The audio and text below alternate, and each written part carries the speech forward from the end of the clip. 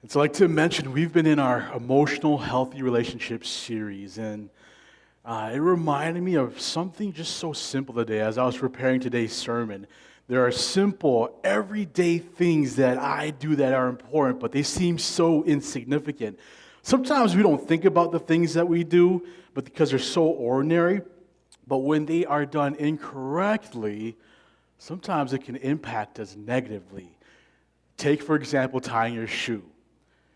Did you know that if you tie your shoe, and if the bow runs the long way, runs from the heel to the toe, that your shoelaces are 2 times more likely to be undone? But if the bow runs from side to side, that's the stronger knot. And so if you want to learn how to tie your shoes later, let me know. I'll show you how to tie your shoes. But one way to figure it out is if you just take your bow and you just tighten it, and whatever the knots, however they rest, you know if you've got a strong knot or a weak knot. And similarly, like this insignificant thing of tying your shoe doesn't seem like it's a big deal. But again, when my shoes are not tied and I trip over my laces, that's no fun. The same thing is true about our relationships. Can you think of something so simple or ordinary, maybe even insignificant, that we do every day in our relationship that makes a huge impact on it? What are some things that you can think of that have huge impact but might seem very ordinary, maybe insignificant?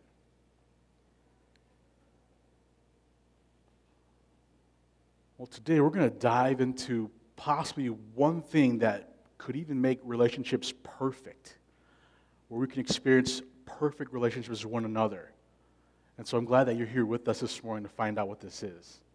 We're going to be in John chapter 1, verses 1 through 3 and verse 14. And this is what it says. The verse is going to be put on screen, so feel free to read along with me. In the beginning was the Word, and the Word was with God, and the Word was God. He was with God in the beginning. Through him all things were made. Without him nothing was made that has been made. The Word became flesh and made his dwelling among us. We have seen his glory, the glory of the one and only Son, who came from the Father, full of grace and truth. Now, but before we discover this ordinary thing that we can do to positively impact our relationships, maybe even make our relationships perfect, we need to understand this passage. These verses are some of the most important verses and words written to understand Jesus' humanity. You see, a major part of the Christian faith is that Jesus is God. And at one point, he came down to earth, and he also became fully human. He was fully human, and he was fully God. He wasn't one or the other. He wasn't more God, less human, or more human, less God, but he was equally human and God at one point. And if we were to go down that road, that would be another sermon. But understand that there was one point in history where Jesus was both human and God. So John uses this concept of the Word to describe Jesus. And in biblical times, the Word was a concept of a force or a reason or a principle that oversaw everything in the world. This Word was seen as maybe even a higher being that created all things. And some perceived it to be the God that we believe in, but again, it was a general idea that there was this force that created the world. There was this force, this principle, this reason that governed the world, that created, set into motion, and that's how our world works.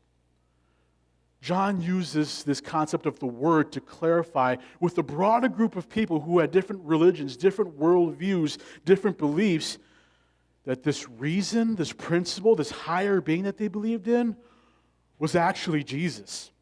And John describes this Word, this concept, the concept of the Word, as existing at the beginning of creation, existing with God, suggesting that the Word wasn't just a force, but it was with God. It was personal. He gets even further and dives a little deeper, and not only says that this word, this concept of the Word was with God, but this force is God, that this force is a person, not just some mysterious, powerful energy that is way in the distant galaxy or heavens that we are aware of, but we have no touch with. This person is responsible for creating all the heavens and earth. And not only did this God, this person, this Word create all the heavens and earth, but this God became human and lived with humans. God came down and lived with humans. If we could sum this all up, there's a fancy word in theology called incarnation that describes this. Now, why in the world does incarnation, why in the world does Jesus want to become human? You see, in part, it was a throwback. It was a reflection to what God had done in the Old Testament. It was a throwback way back to Moses when he freed his people from Egypt, and they wandered to the deserts for 40 years. And while they wandered, God provided them with instructions to build a tabernacle, which was essentially this really large tent, so that God could live with his people. And the purpose of the tabernacle is to provide a place for God's people to be in relationship with him and to worship him correctly. And so at one point, God came down from heaven and lived with his people, just like how Jesus came down and lived with people. God's tabernacle allowed him to be present with his people. God was accessible. God was near. God was personal. Unlike all the other gods and idols that the neighboring people worshipped, they were distant. They were foreign. Other people believed in gods and idols, but there was no connection. They were all distant. And again, there's just this far-off God that we believe in a higher being, but we have no way to connect. And sometimes when we pray, sometimes we sacrifice, this God may or may not answer us. But here we have God of the Bible who, again, was literally camping out right next to his people. And we get Jesus, who literally lived as a human with people. It was a reflection of what God had done. It was a reflection of Jesus. It was a reflection from the Old Testament of what Jesus was doing. And Jesus became human and spent his time on earth as a human to then correctly build up the relationship between God and humans. He came down to redeem the relationship that was broken between humans and God, and humans and between humans and other humans. You see, Jesus spent time with a lot of different people, whether it was with the rich, the rulers, whether he was with the religious, or just the regular Joes. He even spent time with the rebels. And then he definitely spent time with the ragged and the marginalized. And they all had one thing in common. Their lives were filled with unhealthy relationship. Some experienced unhealthy relationships with their community. They were outcasts because of their diseases. They were outcasts because they were blind. And because they were blind, they weren't normal. So then the community thought that they had sinned, or their parents had sinned. They had done something wrong. They hadn't followed God's commandments. And so there was wrong relationship there. Some of them had wrong relationship in a sense with themselves. They were starving. They were poor. They were ridden with diseases that did not make them well so that they could be well with others. Others had unhealthy relationships because they thought they were better than others, and so they looked down on others who were sick, who were poor, and they thought they were the elite, and so they had unhealthy relationships with them. You see, a big part of Jesus' ministry was to restore relationships. And when Jesus came down to earth, he did this by showing his glory. As Jesus dwelled among humanity, the people saw Jesus' glory when they saw his power and when they saw his miracles. There are over 30 miracles recorded in the first four books of the New Testament. And Jesus performed almost all those miracles in a way that included him listening to the recipient of the miracle. Jesus would either ask them what they wanted, or the recipient would ask Jesus what they wanted, and Jesus would listen. Here's an example from Matthew chapter 8, verses 2 to 3. And behold, a leper was someone who had a skin disease. And behold, a leper came to him and knelt before Jesus, saying, Lord, if you will, you can make me clean. And Jesus stretched out his hand and touched him, saying, I will be clean. Notice the leper spoke to Jesus about his condition, and Jesus listened. And after listening, Jesus acted on listening what the leper needed. When Jesus dwelled with humanity, when Jesus lived with humanity, he listened to those he cared for and answered their requests accordingly. He listened to their needs and brought perfection to their hurts and pains that impacted their relationship with others. Jesus, being human, allowed humanity to experience what it meant to be in right relationship with their individual self and with others. Miller J. Erickson, a theologian, helps understand this about Jesus' humanity a bit more. This is what he says.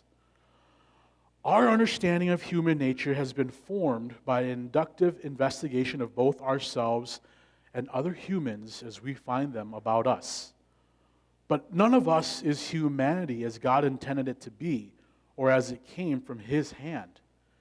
Humanity was spoiled and corrupted by the sin of Adam and Eve. When we say that in the Incarnation, Jesus took on humanity, we are not talking about this kind of humanity. For the humanity of Jesus was not the humanity of sinful human beings, but the humanity possessed by Adam and Eve from their creation and before the fall. The question is not whether Jesus was fully human, but whether we are. He was not merely as human as we are, but was more human than we are. He was spiritually the type of humanity that we will possess when we are glorified. Jesus most fully reveals the true nature of humanity. Now, in reading this, it blew my mind because in preparing this sermon, I was just caught up in this idea of why would Jesus want to become human? Why would Jesus want to be like me? The truth is, in our sin and in our brokenness, we still bear God's image in how he created us. But we are broken, and we experience humanity under sin. And so we don't experience it fully to how God originally created it. And so when Jesus came down as a human, he came down as the perfect human when he created Adam and Eve to be an example for us, to show us that this is what humanity should be. Jesus showed us what it meant to truly be human. He shows us that true humanity can relate well to each other. He shows us that we can relate to ourselves better. He restores relationships that are broken because certain people were seen as less than, or people thought that they were more than. Jesus restores the relationships that even were impacted by death, by bringing loved ones from the dead. You see, if it's one thing that we can learn about Jesus' incarnation, Jesus being humanity, it's this. Jesus' humanity perfects our humanity. Jesus' humanity perfects you and I, our humanity. So how do we experience how Jesus' humanity perfects our humanity in everyday life? One of the most fundamental things that we need as humans is connection. And one of the most ordinary ways to connect with each other is how we speak to one another, and more importantly, how we listen to each other. And earlier I mentioned how before Jesus performed miracles, he would almost always ask the recipient what they wanted, and he would listen to them, and he would give them what they wanted. This week, as in our emotional healthy relationship series, we're going to look at a skill that offers us an opportunity to re-examine how we speak and how we listen to each other. More importantly, how we listen to each other. Again, listening is one of those ordinary things that we do, but they can be so significant if we practice it well. It's a way of us experiencing healthy relationships. And so today we're going to take into consideration Jesus' humanity and pair that up with listening. And like Tim mentioned, we're going to learn how to listen incarnationally. You see, the purpose is to listen at a heart level. It's to be empathetic, attuned to the words and the nonverbals of communication of the other person. We listen so that the other person feels felt by you. Being attuned to the words and nonverbal communication means we're listening to not just words, but again, the nonverbals. And so pay attention to the facial expressions, to the tone. Are there tears coming? What posture are the eyebrows in? Are they raised? Are they in a frown? What is the body posture? How intense are they communicating?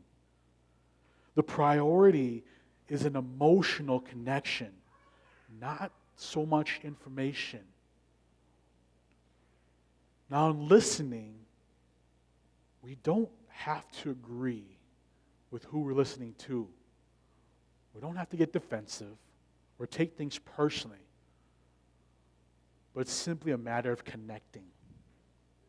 So here are some steps to listening incarnationally. And if you have your bulletin, it's going to be on the back of your bulletin, and it's also going to be put on screen. And so as a listener, in listening incarnationally, here are some steps. Here's some steps to listening incarnationally. Give the speaker your full attention. Give the speaker your full attention. So drop the phone, make eye contact, don't get distracted, don't look away. Give your full attention. Step into the speaker's shoes and feel what they're feeling. Empathy is this idea that if someone falls in the hole, you're not just looking from the hole like, hey, man, I'm sorry you're in the hole, that must stink. But it's a matter of falling in that hole with them and saying, oh, man, this really stinks. You fell in the hole, I fell in the hole, I know what it feels like. And so step into the speaker's shoes and feel what they're feeling. 3, avoid judging or interpreting. Avoid judging or interpreting. Oftentimes we hear what's being said, but we interpret and we judge. Avoid judging or interpreting.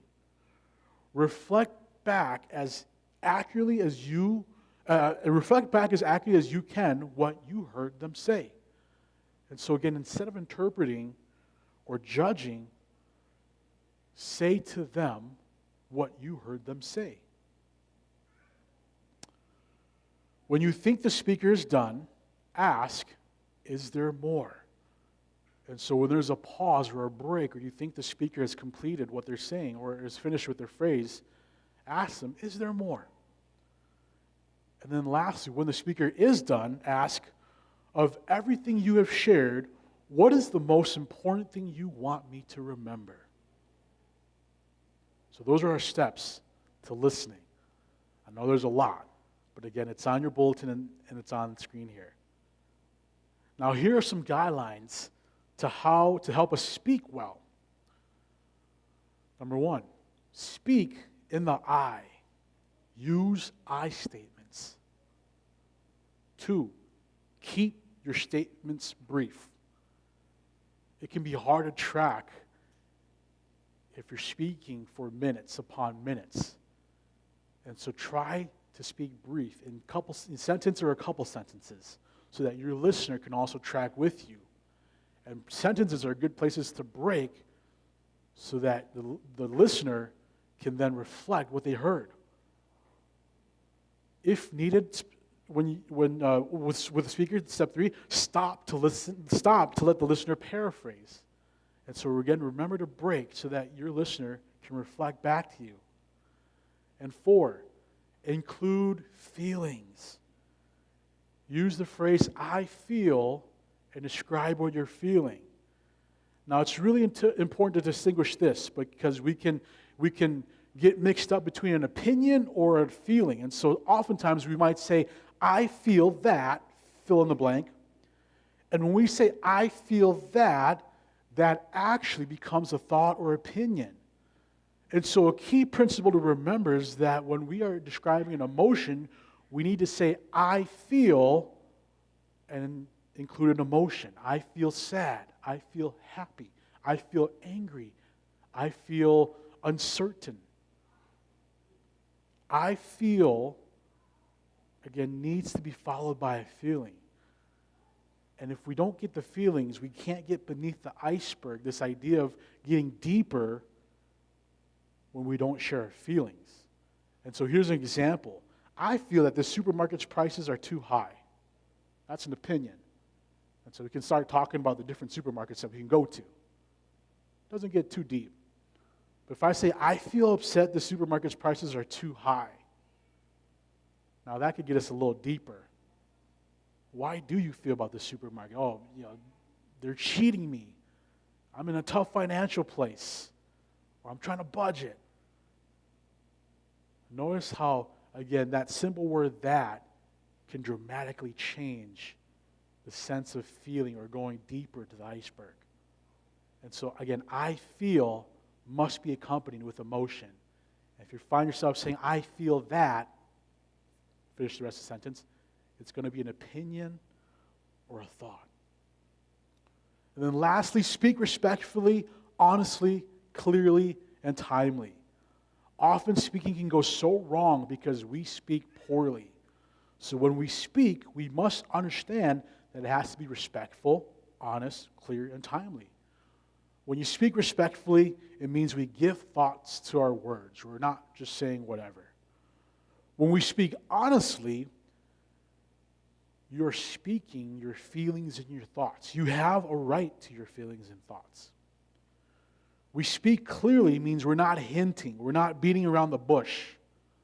Again, we clearly are communicating what it is that we want. And lastly, we speak timely. We are aware when it's a good time to talk or when it's a good time, or if there's a better time to talk. Speaking to somebody, maybe when they woke up, especially on daylight savings day, today, after we've lost an hour of sleep, right in the morning, and you drop something really important, maybe not the best time to talk about something important. But maybe find a prime time where they're awake. And so practice speaking timely and be aware if there's a better time. And so in the next 6 minutes here, I'm going to give you an opportunity to practice listening and speaking.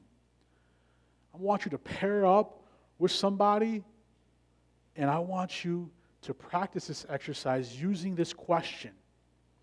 What is the biggest thing impacting you right now, and how are you feeling about it? Now, one thing I want you to be aware of is that don't make your sharing about the person you're with, because it it might be offensive, or it might be something unpleasant. And so think of something general that doesn't deal with the person that you're talking to, especially if you know them, or even if you don't know them, but what is the biggest thing impacting you right now, and how are you feeling about it? So I'm going to give you 6 minutes. 3 minutes, one person's going to be the listener, and the other person's going to be a listener. And I'll give you a heads up when those 3 minutes are up, and then you're going to switch. And so again, the guidelines are in the back of your bulletin, and I know there's a lot of them, but maybe try practicing 1 or 2 of them.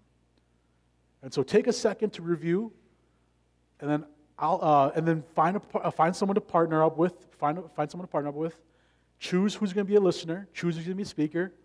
I'll let you know when time starts, and then I'll let you know after 3 minutes to flip-flop. All right, so go ahead and review, find a partner, and I'll let you know when we're going to kick off.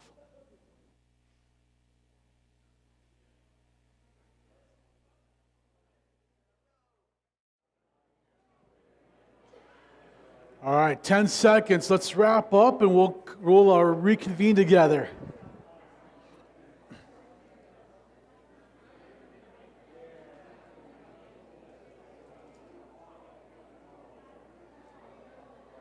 All right, I love hearing the discussions, and I love seeing how attentive the listening was.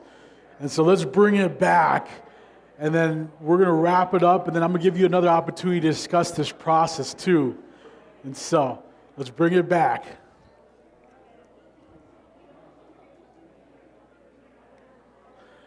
And then online congregation, I'm so sorry, I totally forgot about it. This would have been a great time to join Zoom. But listening incarnationally is a way that of how we can practice being Jesus to others. When we listen incarnationally, it's a way of how we can practice being like Jesus to others. And when we listen incarnationally, it's like Jesus. When Jesus left heaven, left his world, gave up his needs so that he can hear us out. When we listen incarnationally, it's like us leaving our world and giving up our needs so that someone else can be heard, someone else's needs can be met. And so that's how we can be like Jesus, practically, just through listening incarnationally on an everyday basis. And Jesus did all these things to show us of how we could be in right relationship with God and, more importantly, with others. So practice listening incarnationally and experience true humanity as Jesus intended all of us to. Now, in the next 10 to 12 minutes here, I want you to go ahead and take some time to also discuss. And so we had some time experiencing what listening and speaking, listening incarnation and speaking was like. I want you to take the next 10 to 12 minutes and take some time to discuss these questions. And it could be the same person that you were with or the table that you're with. Take into consideration what the experience was like for you and the speaker. What was the experience like for you as the speaker? And then what was the experience like for you as the listener? Second question, how did you experience listening with your family of origin? A lot of the ways that we listen and the way that we speak comes from how we experienced it in our family of our family that we grew up with. So how did you experience listening with your family of origin? And how did you experience speaking with your family of origin? And then name 1 or 2 obstacles you will need to overcome to grow into a person who listens well. Name 1 or 2 obstacles that you will need to overcome to grow into a person who listens well. And so if you're in person, find someone to talk to and discuss these questions. Again, it could be the person you're paired up with or your table. Online congregation, here's a great time to join our Zoom link, to join the Zoom link and discuss online with Pamfo on Zoom. And so have at it for the next 10, 12 minutes here. So go.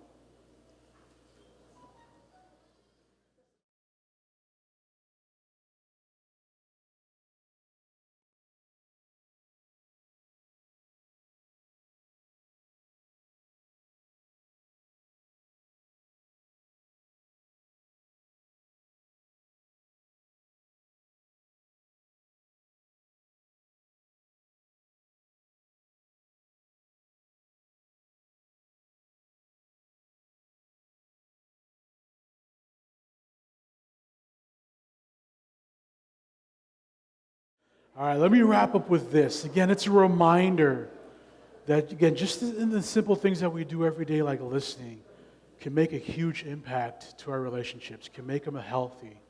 We saw that with Jesus. And sometimes we might be doubters, like, it's just listening, whatever. But again, Jesus came down and he showed us what perfect humanity looked like. And he listened to those who had needs, and he listened to those and connected with them through listening. So in the same way, you and I, we can do the same. We can look to Jesus' humanity and know that his humanity can perfect our experience of humanity with ourselves and with others. So let me pray for us. God, we thank you so much. Thank you so much for sending Jesus Christ down to earth for us, Lord. And time again, I've read John chapter 1 over and over and over again, not realizing that Jesus came down to earth to show us what it meant to be human. That Jesus' experience of being human wasn't our experience of human, but Jesus' experience of being human was what it meant to be human. So we can look to Jesus to know what it's like to be in perfect relationship with God and perfect relationship with each other. We thank you for having Jesus, who is a personal God who hears us.